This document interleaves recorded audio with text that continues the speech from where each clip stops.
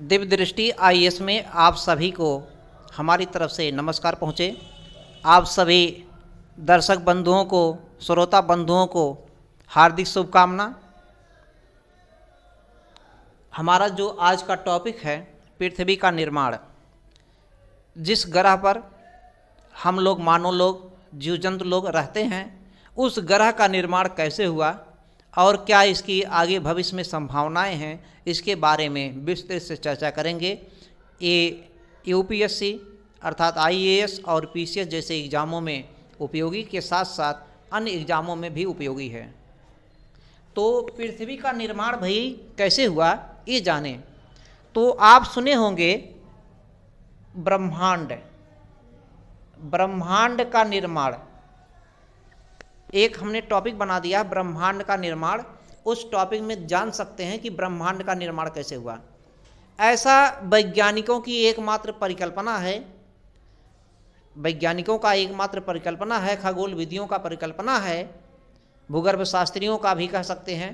तो वैज्ञानिक जो लोग हैं, भूगर्भ शास्त्री कम हैं लेकिन खगोल शास्त्री ज़्यादा हैं, उनका एकमात्र परिकल्पना है कि पूरा का पूरा ब्रह्मांड एक समय लगभग 14.5 अरब वर्ष पहले, अरब वर्ष पहले पूर्व पूरा ब्रह्मांड सिकुड़ रहा था और सिकुड़ते सिकुड़ते अंततः इतना सिकुड़ गया कि उसमें विस्फोट हो गया। इसी विस्फोट को, इसमें विस्फोट हो गया, टूट गया। इसका मतलब इसी विस्फोट को बिग बैंग कहा गया। क्या कहा गया? बिग बैंग, यानी कि महाविस्फोट सिद्धांत दिया गया।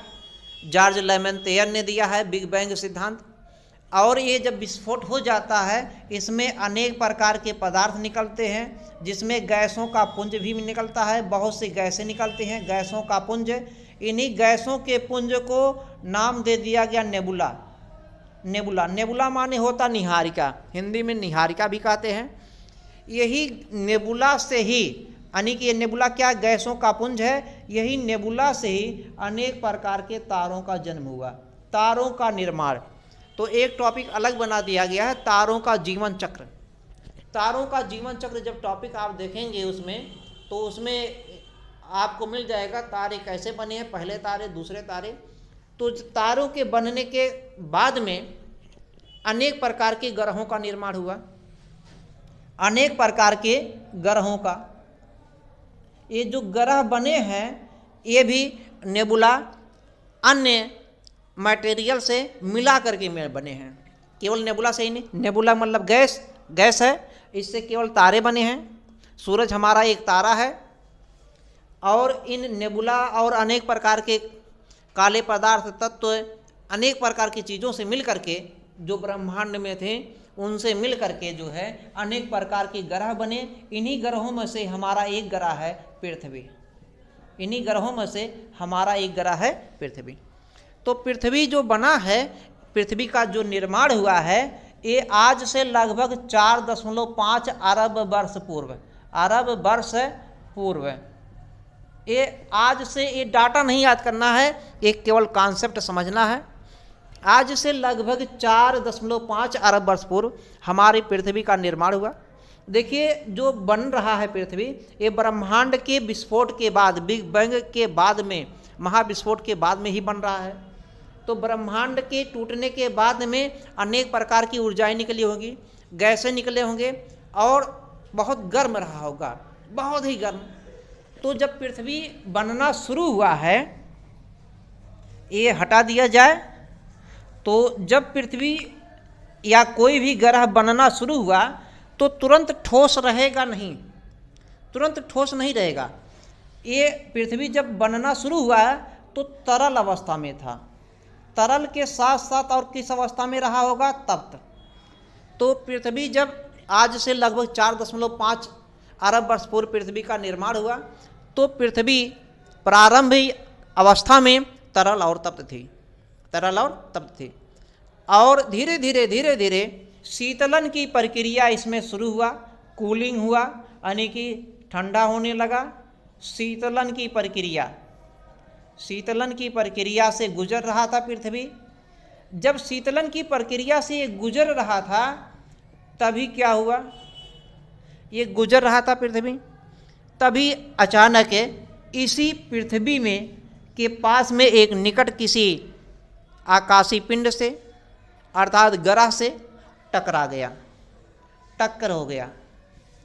इसी के पृथ्वी के नीचे, चूंकि जब पृथ्वी ब्रह्मांड के निर्माण के बाद में अनेक तारे, अनेक ग्रह, उपग्रह, क्षुद्र ग्रह, उल्का, उल्काश, जब सभी का निर्माण हुआ तो सभी में जो गतियां थी वो नियमित नहीं थी, अनियमित गतियां थी। इसका मतलब वो जो उसमें गति था वो एक दूसरे के किसी के क्षेत्र में भी आ सकते थे, आप दूर भी जा सकते हैं, टक्कर भी हो सकता है, गति अनियमित था। तो उसी अनियमित गति के कारण पृथ्वी के निकट एक दूसरा ग्रह आकर के पृथ्वी से टकरा गया। तो शीतलीकरण की प्रक्रिया से, शीतलनकरण की प्रक्रिया से जब गुजर रहा था तो टकरा गया, तो पृथ्वी पुनः जो है टक्कर के बाद में टूट गई, पृथ्वी टक्कर के बाद में पुनः टूट गई और पुनः ये जो है तरल अवस्था को प्राप्त कर लिया। कुछ गैस भी मिले, कुछ ऊर्जाएं भी अपार मात्रा में निकली। फिर टक्कर के बाद में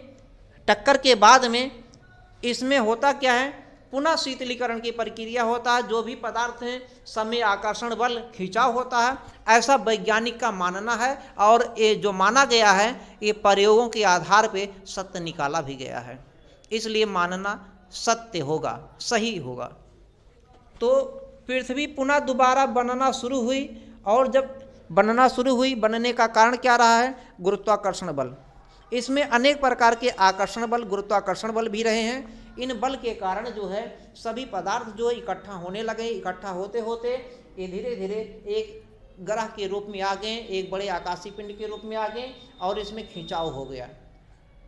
और जब ये खिंचाव हो गया तो ये स्थल के पार्ट में आ गए। धीरे धीरे शीतलीकरण हुआ है, पृथ्वी का शीतलीकरण हुआ है, शीतलन की प्रक्रिया शुरू हो गया है और ये पुनः जो है ठंडा हो गया। और ठंडा होने के बाद में पूरा का पूरा, अब देखिए जब ये पृथ्वी का निर्माण हो रहा था दोबारा टूटने के बाद में, तो इसमें जो भारी घनत्व के पदार्थ थे, अधिक घनत्व के पदार्थ थे, वो सतह के नीचे जाने लगे और जो हल्के घनत्व के थे वो सतह के ऊपर ही रह गए। अधिक घनत्व के पदार्थ सतह के नीचे चले जा रहे थे। ऐसे भी आप प्रयोग कर लीजिए, दो हल्के पदार्थ, कई हल्के पदार्थ लीजिए, कई भारी पदार्थ, जो भारी पदार्थ रहेंगे नीचे चले जाएंगे और जो हल्के पदार्थ रहेंगे ऊपर ही रह जाते हैं। बहुत ज़्यादा भारी रहेगा तो नीचे चला जाएगा, वो बहुत हल्का रहेगा ऊपर रहेगा। तो इस वही क्रम है, जब पृथ्वी का निर्माण हो रहा था, दोबारा शीतलन की प्रक्रिया शुरू हो रहा था, तो भारी पदार्थ जो है पृथ्वी के केंद्र की ओर जा रहे थे, पृथ्वी के केंद्र की ओर, और हल्के पदार्थ पृथ्वी के ऊपर रह गए।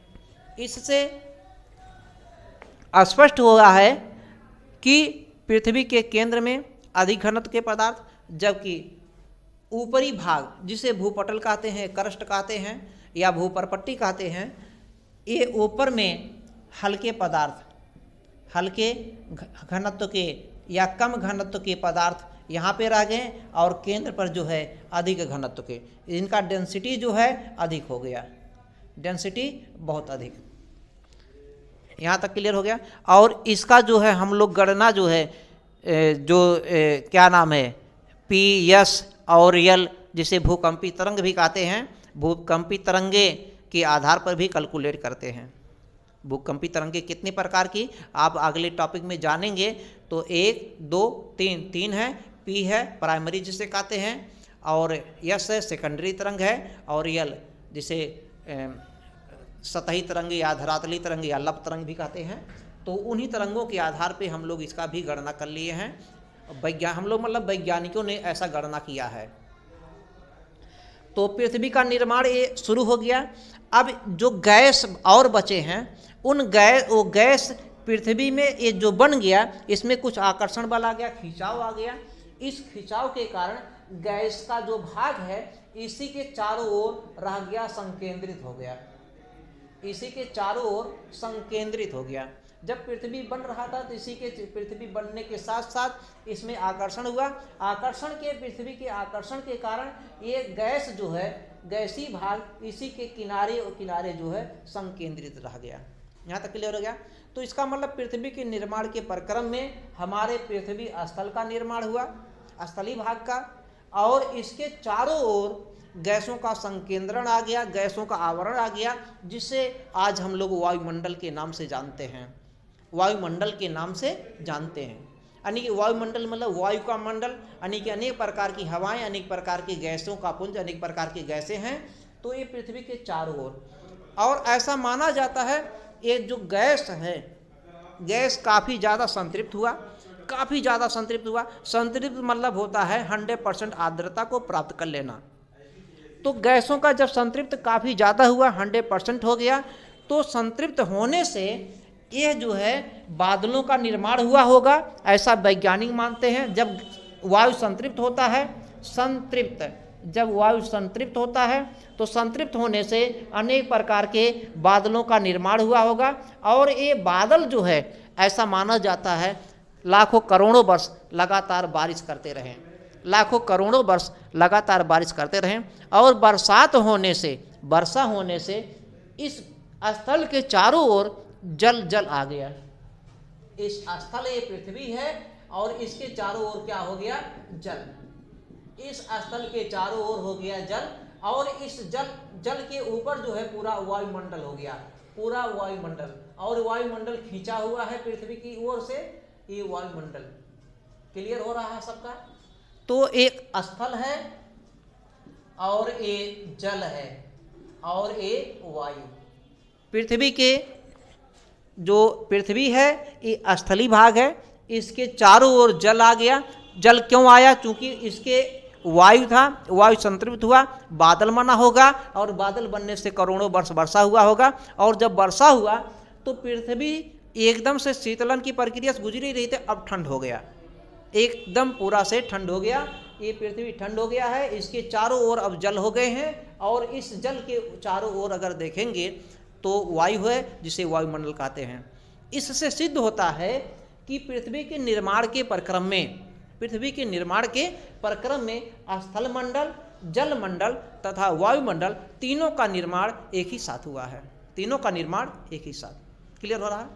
स्थल मंडल, जल मंडल और वायुमंडल तीनों का निर्माण लगभग एक ही साथ हुआ है, लगभग मानते हैं लगभग एक ही साथ किया गया है। यहाँ तक क्लियर हो गया? अगर कोई डाउट हो तो तुरंत बताएं। है भी एनी प्रॉब्लम? तो ये स्थलीय पार्ट हो गया, ये जल पार्ट इसके चारों ओर। अब इसी जो स्थलीय पार्ट है, इसी स्थलीय पार्ट को वैज्ञानिकों ने नाम दे दिया पैंजिया। क्या नाम दे दिया? पैंजिया। और जो जल वाला पार्ट है, जल वाले पार्ट को क्या नाम दे दिया गया भैया? तो इसको पैंथालसा। पैंथालसा ये है जल। जल मतलब H2O लिख सकते हैं, शॉर्ट में हम लिख दिए हैं, लेकिन वहाँ पे आपको जल ही लिखना है। और ये स्थल है, और ये जो वायु है ये तो वायुमंडल है ही है, वायुमंडल।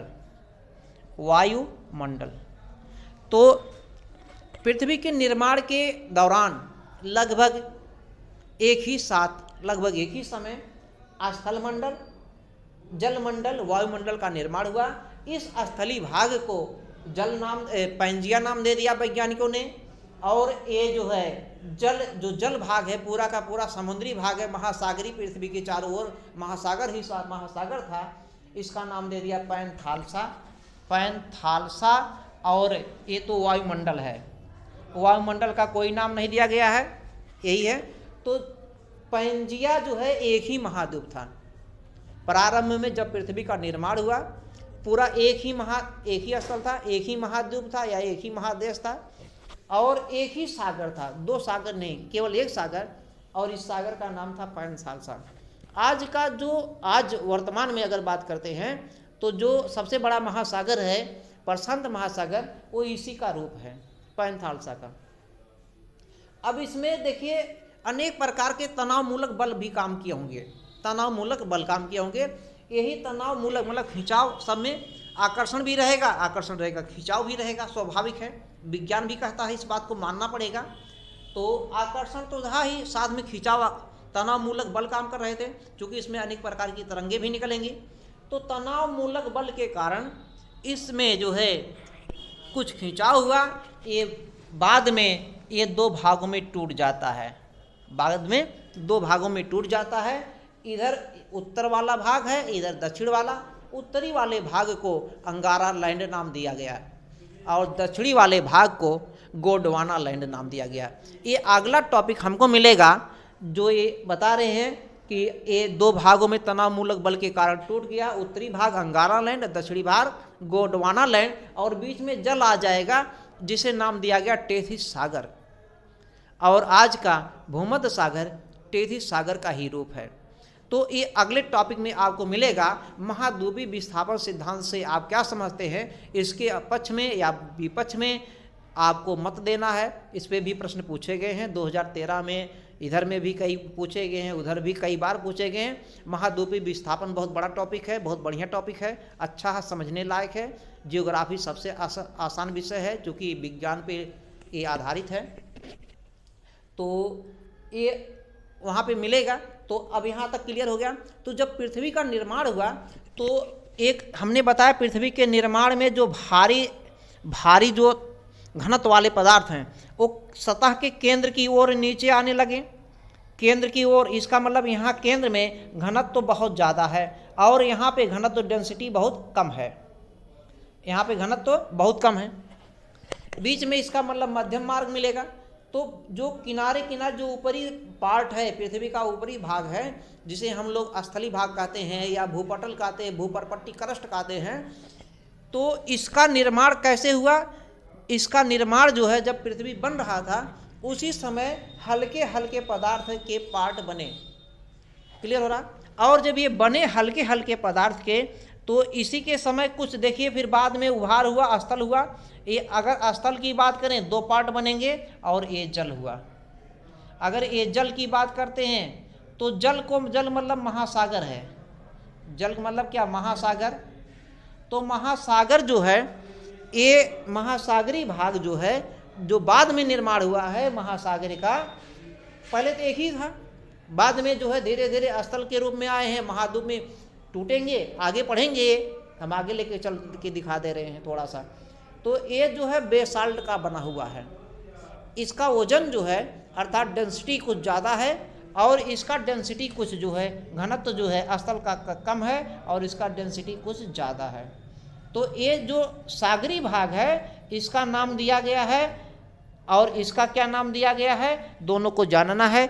इसको कहते हैं बेसाल्ट, सागरी भाग को बेसाल्ट, और इस स्थली वाले भाग को कहते हैं ग्रेनाइट। ग्रेनाइट ये लाल रंग का होता है, लाल रंग का होता है, ये पदार्थ है। ग्रेनाइट जो पदार्थ है लाल रंग का, इसका घनत्व कम है और इसका घनत्व ज़्यादा है। इसी पर हम स्टॉप करते हैं अपने बात को और अगला टॉपिक जो हमारा इसी से कनेक्ट रहेगा, इसी से कनेक्ट होकर के आएगा महाद्वीपीय विस्थापन। महाद्वीपीय विस्थापन का सिद्धांत 1912 में वैगनर महोदय ने दिया था और इसी के आधार पर हम आगे क्या क्या प्रमाण देखेंगे, क्या पक्ष देखेंगे। पहले कुल मिला के इतना आप जान चुके हैं, पूरा का पूरा स्थल एक ही था जिसे पैंजिया कहा गया, पूरा का पूरा सागर एक ही था जिसे नाम दिया गया पैंथालसा। बाद में इसमें तनाव मूलक बल के कारण दो भागों में टूटता है, फिर तनाव मूलक बल के कारण फिर अलग अलग और भाग टूटते हैं। आज वर्तमान में 7 बड़े महाद्वीप दिखाई देते हैं, लेकिन वैज्ञानिकों ने एक नया महाद्वीप भी खोजा है ना। तो यहाँ तक अब अगर वीडियो बढ़िया लगे तो लाइक कर दीजिएगा, लाइक नहीं करेंगे तो आप अपने कर्तव्यों से विमुख हो रहे हैं। शेयर कर दीजिए, शेयर ना करें सब्सक्राइब जरूर करें, लाइक और सब्सक्राइब जरूर करें, ये आपका कर्तव्य है क्योंकि आपने वीडियो देखा है। नहीं देखे होते नहीं कहते हैं, देखे हैं तो आप लाइक करिए, शेयर करिए और सब्सक्राइब करिए। ये अपील है, रिक्वेस्ट है, चाहे जो समझिए। धन्यवाद। ओके।